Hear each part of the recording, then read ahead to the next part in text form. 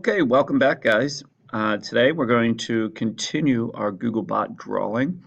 So what I would like you guys to do first, please, if you could open up a new tab, and you're going to be going to your Google Drive.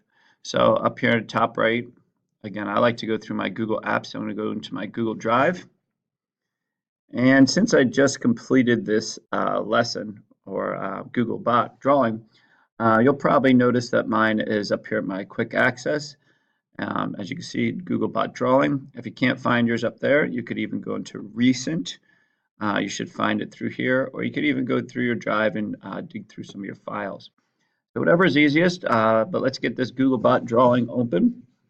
As you can see, I'm continuing where I left off from our first session. Over here I have the image that I'm trying to replicate, and here is my Googlebot that I started the other day.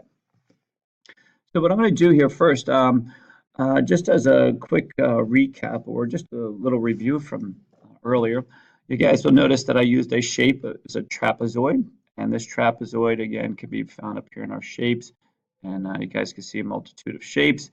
You'll also notice that I had to flip this trapezoid. Remember, in order to flip a shape or even rotate it, you could right click on it and you can go to rotate, and you'll notice some of your features here. Remember, I had to rotate counterclockwise. I filled in the shape with a color using my paint bucket. We got a lot of different colors here to choose from. You could even get into some of your custom as you want to play around with them, see what they look like. And then you'll notice I also used a shape of an oval to create my eyes, and I made an eye. I filled it in with a color, and then I changed its outline to white, and then I even increased my border weight. Again, the border weight is that exterior thickness around the shape. Okay. Now, one thing here to get started. As I opened this, I kind of noticed that my eyes were pretty far away from each other. So what I'm going to do, I'm going to move them in. And yes, I could click and drag them in very easily, not a problem. But another tool that I like to use is my arrow keys, and sometimes you'll even hear them call it nudge. So if I click on my arrow keys, you'll notice that it moves them in a little bit. And if you wanted to move them really small spaces, you could even hold down your shift key and use your arrows. And that's called nudging. Okay, so when you just want to move them a little bit at a time, that's called nudging. Okay, so hopefully that helps. So what we're going to do here today, I'm going to get another shape here. I'm going to be grabbing another trapezoid here for its body to continue that, and then keep moving forward. All right, so I'm going to go up here to my shapes. And again, I'm looking at this body, and maybe not even a trapezoid, maybe a parallelogram would be a little bit better for that. So I'm going to click on a parallelogram, and I'm going to click and drag out a parallelogram. Slide into place a little bit. And remember, this is not going to be exact. Quick, just slide this around a little bit using my free rotate. That's that circle that I'm clicking and rotating around. There we go. Nudge this over a little bit. See if I can't get it into. There we go. That looks pretty good. Obviously not perfect, but it is good. And I'm going to take out some of the three-dimensional look. There we are. Probably change the color of this. See if that's the same one. Totally fine. Again, not a big deal if it's not exact. All right. Now this is what the shapes I'm going with at this current point in time. And I'm going to probably give a little bit of outline thickness here. So I'm going to change the border thickness first. I'm going to click on my shape, hold down my shift key, click on the body. You'll notice they are both active now. I go up here to my border. I'm going to keep it at a black color, and then I'm going to change its thickness a little bit. There we go. Makes it stand out a little bit better. All righty.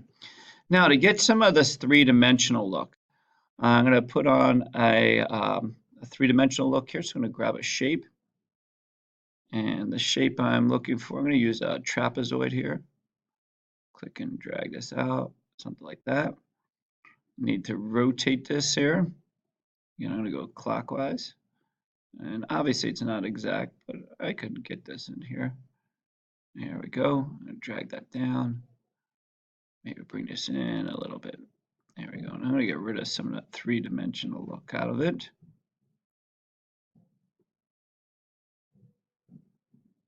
There we go. And there we go. Not so bad here. And you guys can see I got a little bit there. Might be a little bit too much, but you guys understand. Again, I'll probably make make sure it's black and then give it a little bit of thickness there. Alrighty. So you can do the same thing here for the body then. You could add another trapezoid to give it a look. And that's pretty easy. Okay. There you go. Again, I could rotate this. I'll rotate this one. How do I have this here? Maybe I'll try to rotate this one. Again, counterclockwise, drop that into place. Make this much smaller. And this one I'm going to have to free rotate a little bit to get that in there. I'm going to make the top a little bit better.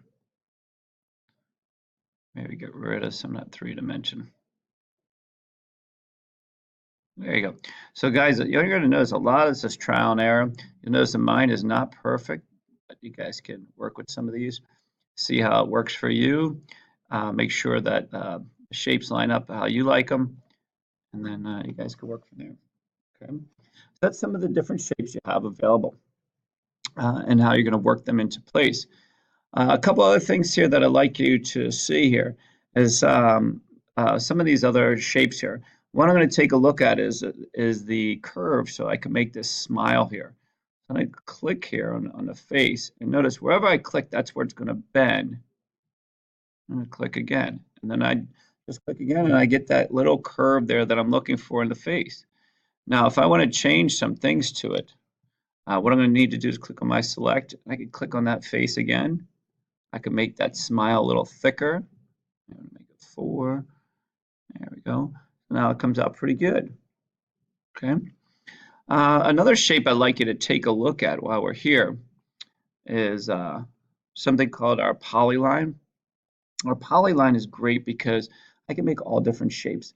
For one, I could have, let's say I could take this one out just as an example, and I could go back in here and use my polyline.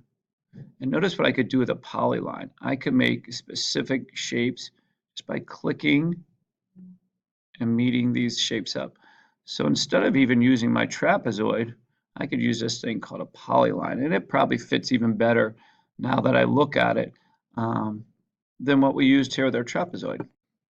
Okay, so it's called a polyline. I'm going to use a polyline again to create this hair up here. So I have a polyline. I'm just going to make a whole bunch of triangles. Notice I'm not going all the way down to the bottom because I want to fill that in with green. And hopefully you can do this. And notice it's not exact, but I do want to try to make it look somewhat pretty cool. Stop that. And let's give them some green look. There we go. And make it black on the outside, maybe a little bit thicker. Yes, there we go. Get rid of that.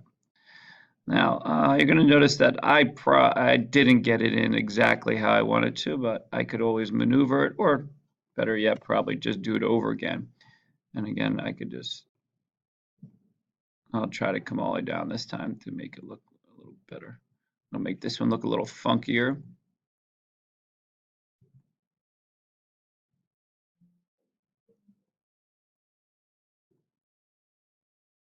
And then I'm just going to trace back along the top so I can fill this in the real nice color. There we go. And there's the hair. I click back here on my select. There you go. These are just some things that you guys could do. Getting started here with the 3-dimensional look and some of the different lines, going with a polyline to create this 3-dimensional look, and even a curve to make that smile. Let's see what you could do with this here today. Alrighty, we'll continue this in our next tutorial. Good luck, guys.